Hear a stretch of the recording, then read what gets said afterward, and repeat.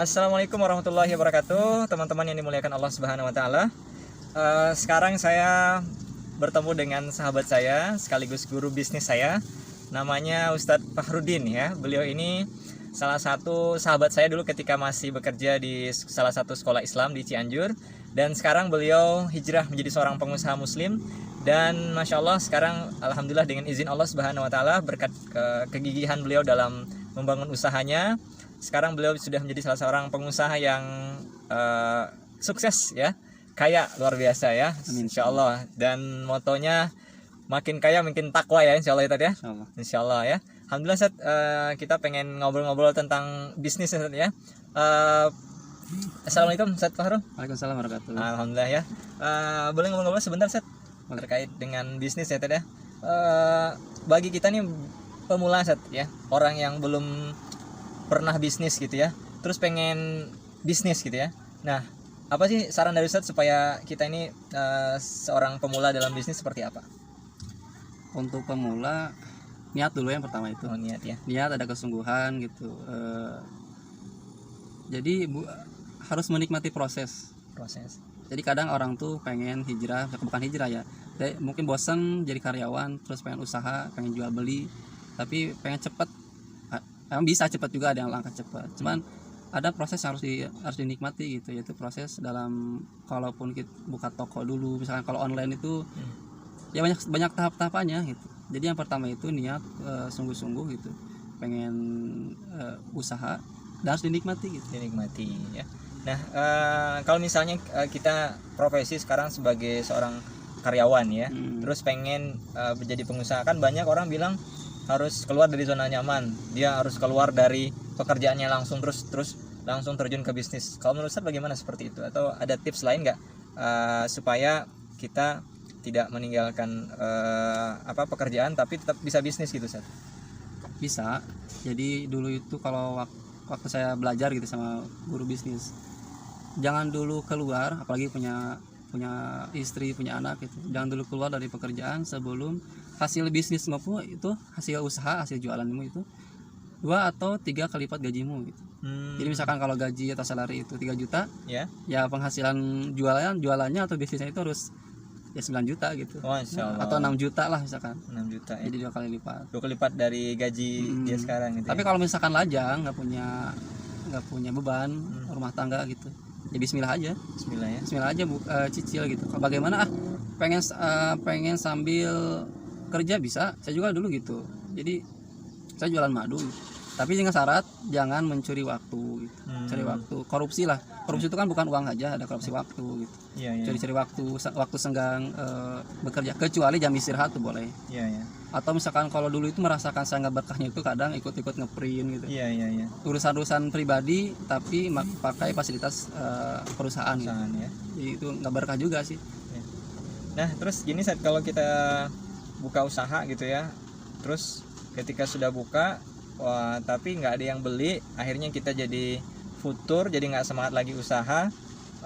Kira-kira tips dari Ustadz supaya kita itu konsisten dalam usaha yang kita jalankan gitu kan, karena kita itu kan suka kadang ini kayaknya saya nggak bakat deh di usaha ini gitu. Pengalaman itu lebih ke evaluasi sih, jadi ikut komunitas juga gitu. Lebih ke ikut komunitas, tapi yang satu bukan satu mazhab ya, satu tujuan gitu. Jadi saya misalkan saya bergelut di bidang marketplace, bagaimana caranya produk saya itu laris di Shopee misalkan. Nah itu ya gabungnya harus dengan orang-orang yang ahli di bidang marketplace, jangan nimbrung dengan orang-orang iklan yang suka ngiklan di Facebook, di Google Ads kayak gitu.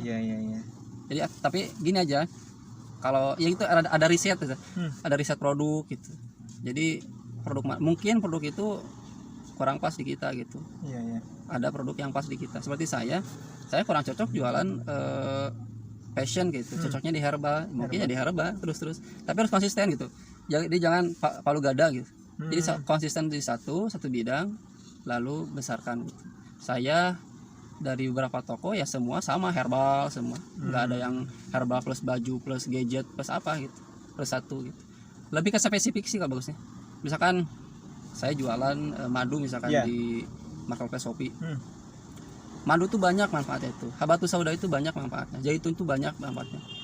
Buat judul spesifik gitu. Buat target pasar yang spesifik. Misalkan zaitun untuk ibu hamil. Jadi jangan global, zaitun jual zaitun. Bisa aja. Cuman yang lebih powerful itu harus spesifik. Harus langsung ada manfaat. Jadi harus spesifik. Menurut mentor bisnis juga harus spesifik.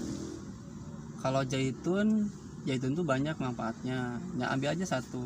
Saya juga kalau jualan itu satu gambar satu manfaat. Misalkan zaitun untuk ibu hamil atau untuk melancarkan ibu hamil. Untuk ibu hamil dan janin bagus untuk perkembangan janin. Selain untuk melancarkan persalinan juga bagus untuk janin ibu buat nutrisi ibu hamil dan janinnya dan anaknya. Terus juga pasca melahirkan itu juga bagus buat ibu hamil gitu. Buat ibu busui, ibu menyusui gitu. Terus habatus sauda di marketplace itu, atau kita sebut aja marketplace akan Shopee gitu. Shopee itu terkena dengan perang harga. Harga. Bagaimana kita menang perang harga di Shopee? Yaitu spesifik. Jadi jual spesifik, yang lain jual di bawah 100.000, tapi saya misalkan khususnya saya bisa menjual di atas harga yang ditentukan perusahaan. Misalkan harga perusahaan itu 135, saya bisa menjual 155. Bukannya turun, tapi saya harus naik gitu. Naik ya, karena ada manfaat nilai tambah ya dari produk yang Ustadz jual ya. Dan jangan berhenti di sana. Jadi kita juga harus aktif di mungkin googling, YouTube, apapun pengetahuan yang lainnya terkait spesifik tersebut. Saya misalkan spesifik di bidang promil gitu, program hamil. Cari apa sih promil itu apa aja? Oh ternyata ada habatus sauda juga masuk, zaitun juga masuk. Ya udah, zaitun bagus untuk ibu hamil atau promil juga bagus. Terus baru tahu juga kemarin itu di Facebook ada diskusi bahwa zaitun itu bagus buat mah atau asam lambung gitu. Nah bisa itu keyword baru lagi gitu. Keyword baru ya? Ataupun judul baru yang dimasukkan ke produk buat diupload baru gitu. Misalkan zaitun untuk asam lambung atau mah. Bisa juga yang didiskusikan di Facebook itu, di komunitas Facebook itu, zaitun saya tuh misalkan orang itu kadang punya mah juga punya kolesterol. Zaitun juga buat bagus buat kolesterol. Zaitun misalkan judulnya itu zaitun untuk mah, asam lambung, kolesterol, darah tinggi, jantung dan lain-lain. Jadi lebih spesifik seperti itu. Masya Allah. Ini teman-teman, ini ilmu daging semua ya yang beliau sampaikan terkait dengan jualan di marketplace ya. Ini sangat luar biasa ilmu yang beliau sampaikan ini bagi teman-teman yang pengen belajar usaha ya. Jangan sampai kendor ya, tetap semangat ya. Nah terakhir Ustadz, mungkin Ustadz bisa memberikan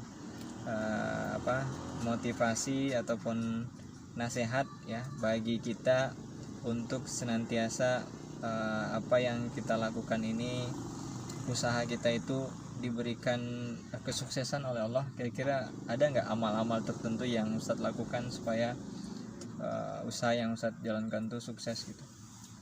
Yang dirasakan saat ini itu yang menonjol itu ya, buat istri bahagia dan orang tua bahagia gitu. Masya Allah. Jadi selama ini yang dirasakan perasaan kayaknya ini mah lebih ke keberkahan dari orang tua deh gitu. Ini mah lebih keberkahan dari istri deh gitu. Jadi pokoknya istri mau apa beliin aja gitu. Oh gitu. Pokoknya jangan merasa perhitungan kepada istri dan orang tua, terutama ibu gitu. Mak, kayak nawan misalkan kayak kalau Sunda, mau apa? Beliin gitu. Oh gitu. Ataupun meskipun gak dijawab sama orang tua, kita cari aja nih di rumah tuh orang tuh butuh apa. Termasuk kebutuhan dapur pun kita harus perhatikan itu orang tua. Jadi misalkan gula pasir, bawang-bawangan. Kalau kita pulang itu ya bawa aja gitu. Itu senang. Saya pernah bawain orang tua itu ibu gula merah, senang tuh. Gitu. Alhamdulillah gitu. Nah itu doanya itu pasti semoga Allah membalas beribu-ribu balasan nih. Oh jadi itu doa yang makbul ya dari orang tua itu tadi ya. Gak usah diminta itu. Masya Allah. Otomatis spontan orang tua ngucapin gitu. Pokoknya sebanyak apapun, seberapa banyak pun kita ngasih, pasti doanya seperti itu. Apalagi kalau ngasihnya banyak. Allahu Akbar. Jadi begitupun ke istri gitu. Itu istri itu buat bahagia gitu. Jadi apa? Orang tua, pasangan bikin Sedekah mereka bahagia. subuh, kalau sedekah subuh, kalau sedang lebih peka sih lebih. Saya merasa, saya juga merasakan dulu tuh susah gitu. Serba susah. Jadi justru dari serba susah itu kita lebih peka gitu. Iya. Lebih peka untuk ngasih. Enggak ringan aja kalau ngasih itu. Dan beda kalau ringan itu ya senang. Harusnya kan yang nerima yang senang, tapi ini mah kita yang ngasih yang senang gitu. Jadi lebih peka. Rutin juga sedekah subuh sekarang. Kadang ke masjid, kadang ke lembaga lewat transfer gitu. Jadi atau punya kencang ini enggak sih. Kadang ke masjid, kadang ke misalkan lembaga pesantren yang dia menyediakan nomor rekening khusus, transfer ke sana. Masya Allah, luar biasa. Kalau celengan sih enggak tuh enggak ya. Paling celengan kalau 1.000-2.000 kadang ke masjid, langsung ke infak masjid, sedekah masjid. Kalau subuh gitu. Iya. Kalau teman saya prinsipnya gini, ke WC aja bayar 2.000, masa ke masjid gak bayar? Tuh, kalau prinsip teman saya juga termotivasi dari dia. Dia tuh bilang spontan, ke WC bayar 2.000, masa ke masjid gak bayar? Seperti itu 5 waktu ke masjid, masa nggak bayar 1.000 atau minimal? Iya. Atau 500 minimal? Betul. Masa kalah sama bukan kotor ya? Bukan masa kalah sama WC gitu, masuk ke masjid itu. Kalau teman saya tuh konsisten, dia tuh 5.000 5 waktu satu waktu 5.000, berarti kalau sehari betul 25.000 infaknya. Terus gitu. Allah. Dan dia merasakan kemudahan. Saya teman saya di Bogor itu, kemudahan dari mengamalkan. Masya Allah. Emang tertampar juga sih. Ke WC bayar, masa ke masjid nggak bayar? Bukan bayar tuh, ke masjid bayar masukan itu apa? Masa ke masjid enggak gitu? Iya. Masya Allah, teman-teman yang dimuliakan Allah Subhanahu Wa Taala, kita udah banyak dapat ilmu luar biasa nih dari Ustadz kita, Ustadz Farudin. Beliau seorang pengusaha yang soleh luar biasa. Saya sangat senang sekali bisa bertemu dengan beliau kembali. Mudah-mudahan beliau diberikan kelancaran dalam usahanya, termasuk kita semua diberikan kemudahan oleh Allah Subhanahu Wa Taala. Jazakallahu khairan Ustaz atas ilmu yang sudah di-sharingkan kepada kita semua. Mudah-mudahan bermanfaat bagi kita semua. Insyaallah. Ya, kita tutup dengan baca hamdalah. Alhamdulillahirabbil alamin. Subhanakallahumma bihamdika asyhadu an la ilaha illa anta astaghfiruka wa atubu ilaik. Assalamualaikum warahmatullahi wabarakatuh.